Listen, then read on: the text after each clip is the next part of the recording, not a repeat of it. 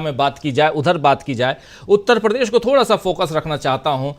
राजस्थान का किस्सा खत्म हो चुका है, कर्नाटक का किस्सा उसकी शुरुआत हो चुकी है, पहले फेज का मतदान, अब दूसरे फेज में कर्नाटक भी समाप्त हो जाएगा, थर्ड फेज में जैसे कह रहे थे भी गर्ग साहब। और उसके अलावा कई सारे राज्य, 3 राज्य ऐसे हैं जिसमें 7 चरणों में मतदान होना है, जिसमें बिहार है, उत्तर प्रदेश है और पश्चिम बंगाल है। लेकिन महाराष्ट्र, गुजरात और कुछ राज्यों के ऑलरेडी समाप्त हो चुके हैं। इन सबको आप सब अच्छी तरह से जानते हैं।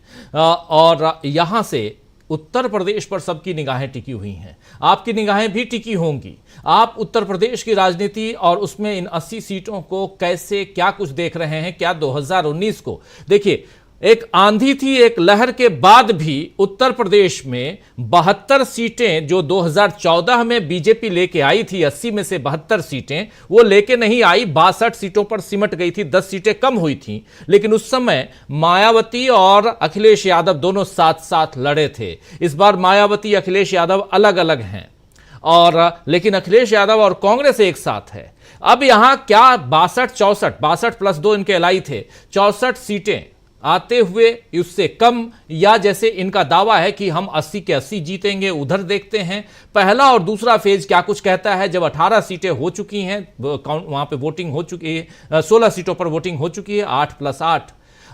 कैसे देखते हैं, क्या समीक्षा आप करके बैठे हैं इस पे, प्रेम कुमार जी? जी जी, शुक्रिया राजीव जी। उत्तर प्रदेश बीजेपी का सबसे मजबूत गढ़ हम बोल सकते हैं। जैसे मध्य प्रदेश है, गुजरात है, उसी तरीके से उत्तर प्रदेश है। सीटों की संख्या चूंकि ज्यादा है, प्रधानमंत्री जी ने इस प्रदेश को अपने लिए चुना है और यहाँ से प्रधानमंत्री हैं, तो ये बहुत महत्वपूर्ण है। संख्या अपने आप में उत्तर प्रदेश इसलिए भी महत्व रखता है कि अगर उल्टी हवा बही तो उत्तर प्रदेश अकेले काफी है बीजेपी को सत्ता से बाहर करने के लिए। ये उत्तर प्रदेश का महत्व है।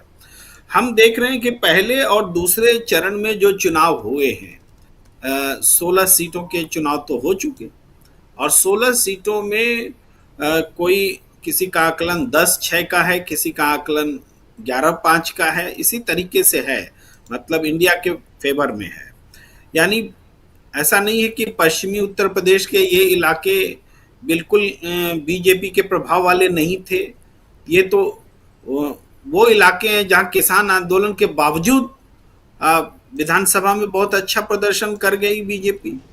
तो हम देखते हैं कि इन इलाकों में अगर जयंत चौधरी को साथ लेने का फैक्टर भी काम नहीं किया, यानी जयंत चौधरी अपने इलाके में अपनी पार्टी को जिताने में भी मुश्किल महसूस कर रहे हैं, तो ये लगभग वही बात हुई जो हम बिहार के संदर्भ में कहते हैं कि नीतीश कुमार को जोड़ने से बीजेपी को फायदा कम, नुकसान ज्यादा हुआ, लायबिलिटी हो गई, नीतीश कुमार लायबिलिटी बन गए। उसी तरीके से आरएलडी भी लायबिलिटी बन गई। तो ये जो फैक्टर दिखा है कि बीजेपी के साथ एलाइंस का जुड़ना उसकी ताकत नहीं बढ़ा रहा है, ताकत घटा रहा है। ये फैक्टर आगे भी क्या चलेगा, ये हमें देखने वाली बात होगी जब हम बहुत पूरब में जाएंगे और जहां राजभर जी का दिखेगा सारा, तो वो थोड़ी बातें स्पष्ट होंगी। उस पर हम थोड़ा बहुत पहले कहना नहीं चाहते, लेकिन टेंडेंसी दिखना शुरू हो गया है कि सहयोगी दल उनको फायदा नहीं पहुंचा रहे, नुकसान पहुंचा रहे। ये एक बात। सहयोगी दल को भी क्या बीजेपी फायदा पहुंचा रही है, ये दूसरी सबसे बड़ी बात है। अगर आरएलडी अपनी 2 सीटें नहीं जीत पा रही हैं, दोनों जगहों पर उसको हार का सामना करना पड़ रहा है, ऐसी परिस्थिति है, तो इसका मतलब है कि बीजेपी अपने अलायंस को भी नहीं जिता पा रही है। ये उससे भी गंभीर बात है कि अलायंस तो छोटे छोटे हैं उत्तर प्रदेश में, बीजेपी तो ताकतवर है। उसके साथ जुड़ करके जो आरएलडी 7 को छोटा मान करके 2 को बड़ा मान रहा था कि 2 इज ग्रेटर देन 7, हम 2 सीट के साथ बीजेपी में खुश हैं क्योंकि 2 एमपी हमारे पक्के हैं, और वो अगर 2 इक्वल्स टू 0 हो रहा है, ये फिर इसका मतलब है कि उत्तर प्रदेश की सियासी हवा जो है बिल्कुल उलट चुकी है।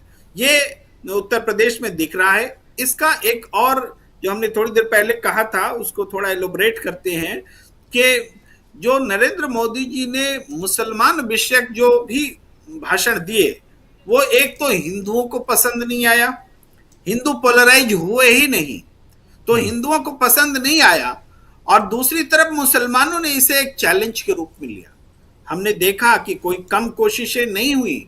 उन इलाकों में जहां मुसलमान वोटर्स रहते हैं वहां वोटिंग परसेंटेज कैसे कम किया जाए, इसके लिए एडमिनिस्ट्रेटिवली कोशिशें हुई। इसकी कुछ खबरें तो व्हाट्सएप में है, जो कि डीआईजी लेवल के अधिकारी के व्हाट्सएप चल रहे हैं कि वोटिंग कम कराना है मुरादाबाद अमरोहा तरफ में।